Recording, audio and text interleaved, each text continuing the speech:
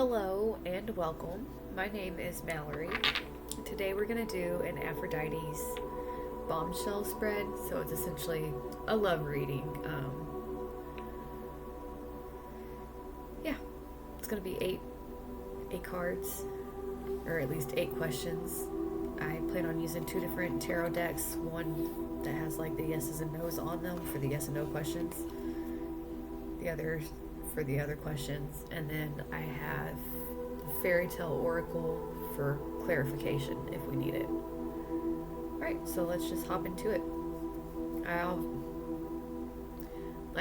like always, I pre-shuffled, so we're just gonna get in and start asking the questions and getting the cards. How do I know that love exists? So how do they know that love exists? How does the collective know that love exists?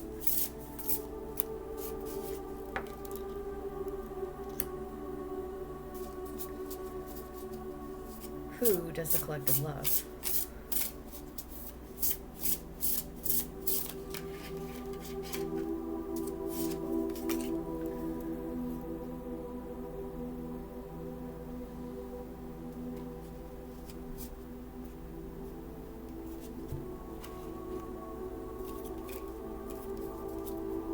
Will they love the collective back?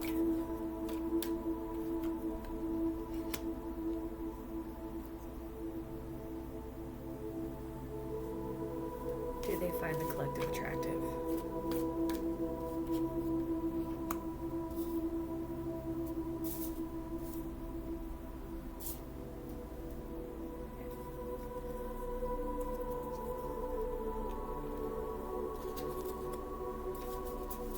Which of collective's qualities do they enjoy the best?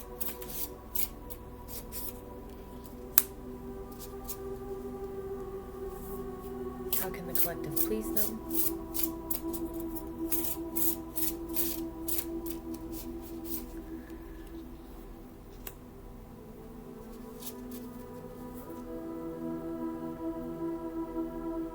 How can the collective honor the goddess within?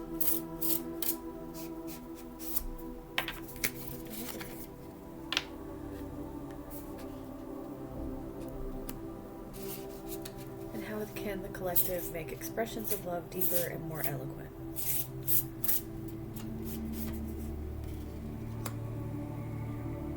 All these questions were asked to the cards before I did this reading. As part of my shuffle to prep. Okay. On the bottom we have Judgment.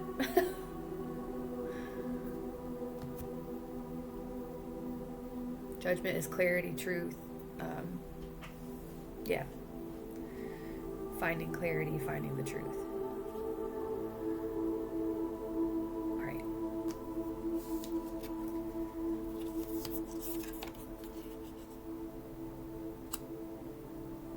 Just one moment. Okay, so a little odd, but the question was, how do I know love exists? And we got the 10 of Swords. So that seems a little wild, but to me it's saying that you know it exists, you know love exists. One, probably because you've been hurt by love before. But 2, we can't know true love and true happiness if we haven't also known pain and suffering, you know? So I feel like it's saying that you know there's pain and suffering out there, so there also has to be the opposite, which is happiness and love and joy, you know?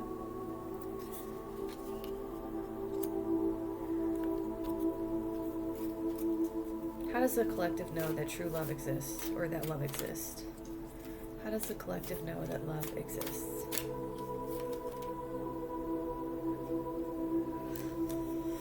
I'm not going to read these cards from the book.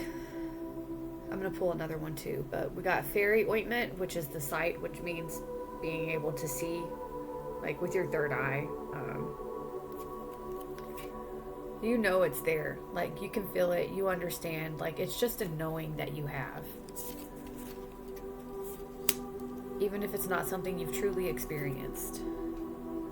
Yeah. We have Snow White and Purity. So I really feel like, again,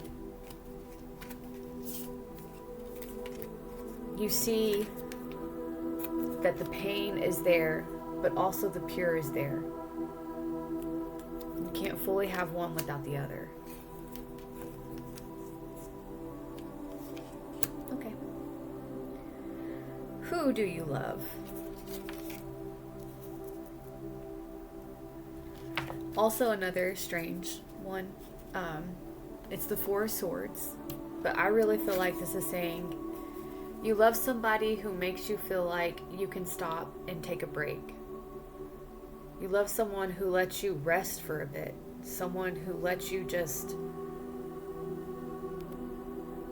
sit down and... I thought that was a fire, but it's a sword.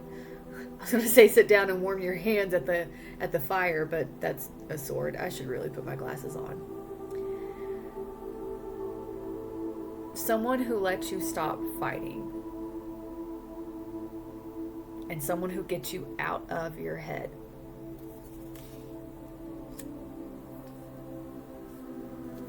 Will they love me back? We got the King of Swords, and that's a yes card. That's structure, routine, intelligent, rational, logical, power, authority, strength, manners, conversation, discerning, detached, head over heart, an unemotional, analytical man of authority who makes balanced judgments and gives excellent advice. So are they your King of Swords? Well, yeah, I mean, an unemotional, analytical man of authority who makes balanced judgments and gives excellent advice. So someone who literally could get you out of your head. Let you rest. Let your mind rest for a moment. And he's the king of control when it comes to the mind. Not controlling your mind, controlling his own, their own, no genders. But yeah, you love someone who lets you take a moment's break in your brain. And that person is the King of Swords. And yes, they will love you back.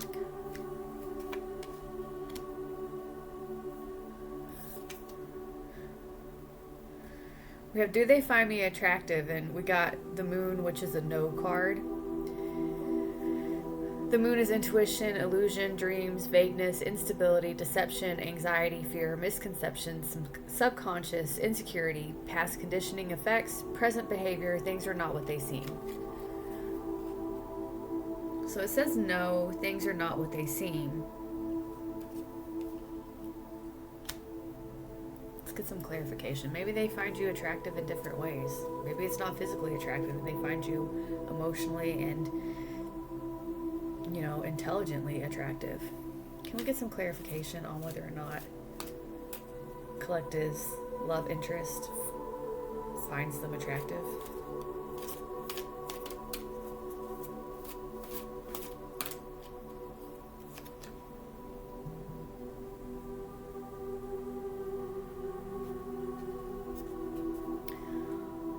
We got sister love.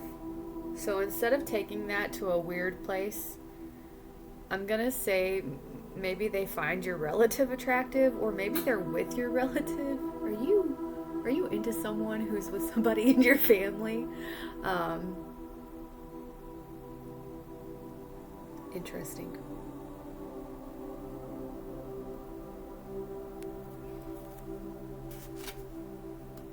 I'm not trying to cause any jealousy here. Cards are the cards. I didn't make them come out. Okay. One more for clarification on that.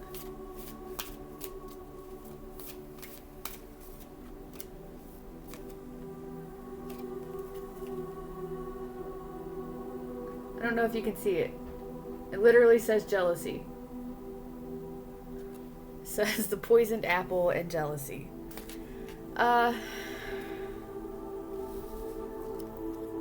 So I think they find your sister or your brother or someone you're related to attractive. I'm sorry. Maybe they just find them more attractive than you, but that doesn't mean that you're unattractive. Also, you rock. Don't worry about.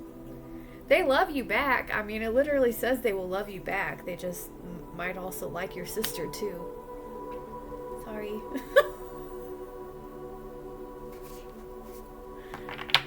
I'll let you unpack that.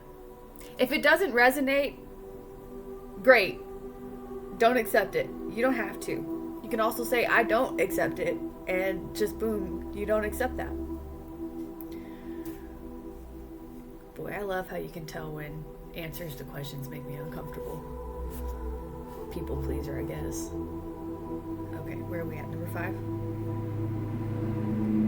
Loud. I can't stand loud vehicles. I'm in a big yellow truck. Woohoo, look at me. Okay, anyway, sorry. Which of my qualities do they enjoy best?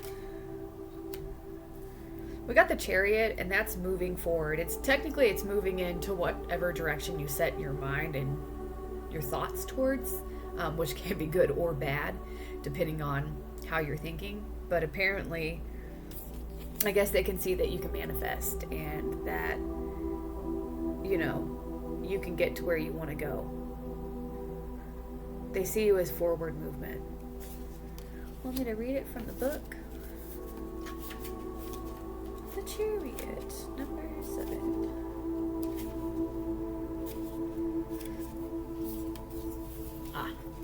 Here we go. Being completely self-assured is a rare and glorious moment.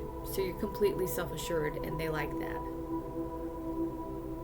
If through careful preparation, self-discipline, and steady determination you find yourself a victor, you have every right to be proud of your accomplishments. Direct this energy into further efforts.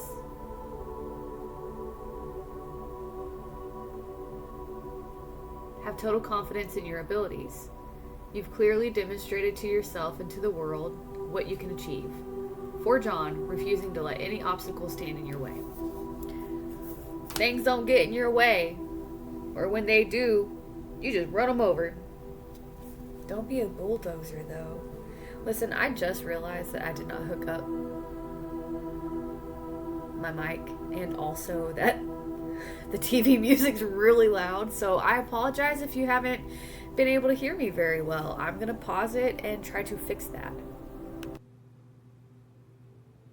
It's always something, right? I'm so bad at video type things. I am, once again, sorry. Thanks for sticking around if you stayed, and hopefully you can hear me, because sometimes my mic lights up and it acts like it's working, and then I go to a video and there's no sound. So cross your fingers. This is working.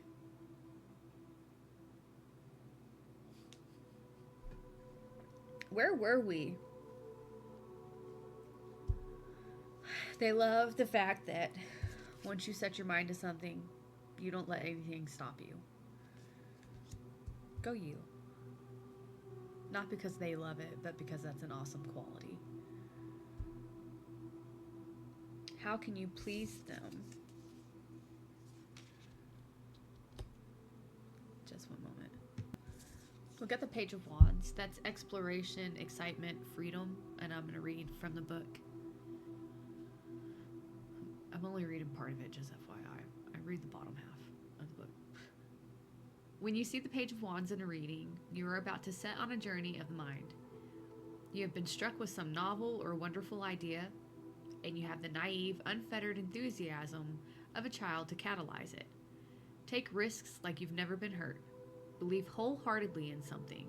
Your divine vibrancy will bring your vision to life. Your courage and passion will see it to completion. So essentially, I think you just kind of being yourself, you being a vibrant, courageous, passionate person who, again, sets their mind to something and doesn't let anything get in their way. You just continuing to be who you are. That's how you can please them. And they probably are just fascinated by your spark, your light, your fire, which is wands, you know. But yeah, so we got the Page of Wands.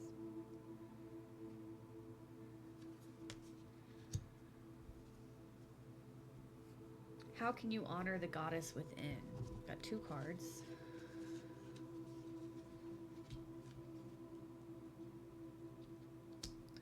We got the Page of Chalices and the Star, and I think that's really, really, really beautiful. The Page of Cups is a happy surprise, a dreamer, someone who's sensitive. Basically, someone who's open to feeling things and dreaming what you want your life to be like. And then you have the star, which is hope and faith and rejuvenation and healing. So essentially, just by staying open and believing in the good parts of life, believing that things can be healed, having faith that things will turn out okay, and always just being that kind of dreamer, just dreaming about beauty and healing and wonderful things. That's how you can honor the goddess, honor Aphrodite, right? That's who our thing is about. Sorry, I made a face because I feel like I marked in my book on accident. How can you make expressions of love deeper and more eloquent?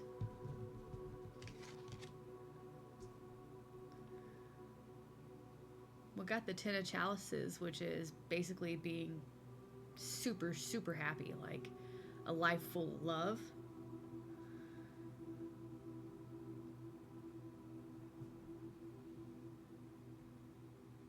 Inner happiness, fulfillment, dreams coming true. So how can you make expressions of love deeper and more eloquent? Focusing on your inner happiness, focusing on making your dreams come true, loving on yourself, and keeping your emotions in check, and making sure that your emotional health and well-being is at the forefront, of your priorities. I am going to read this from the book just to see what it says. I like its little explanations. We got the Ten of Chalices, reminds us that life can be simple, unadulterated pleasure. Supported by family, our beliefs, our traditions, and our values, we can live in a calm unity with each other. Our emotions link us to the supple lifeblood of the universe. Love connects us all. Life connects us all. We are one.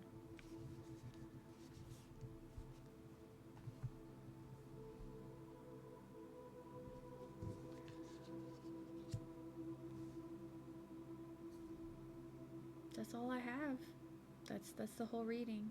I don't know if you want to look. It's supposed to be in the shape of a heart. I don't have a whole lot of space. Oh. Yeah, you can't really see it. These two were together. So this is the inner point of the heart. And this, it's supposed to be heart-shaped. I did the best I could. A little heart-shaped reading. It was a nice little reading.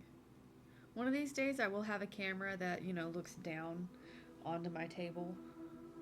Eventually. I will change my setup that way. But yeah, I hope this was an eye-opening love reading for you. And I hope that you have a beautiful day. Don't focus too much on this jealousy sister stuff, okay? Everything else was, gorgeous. You seem like someone who has a very open heart and who is just, in love with life, and I think that's beautiful. If your person doesn't love you, I do. Have a great day. I love you. Bye.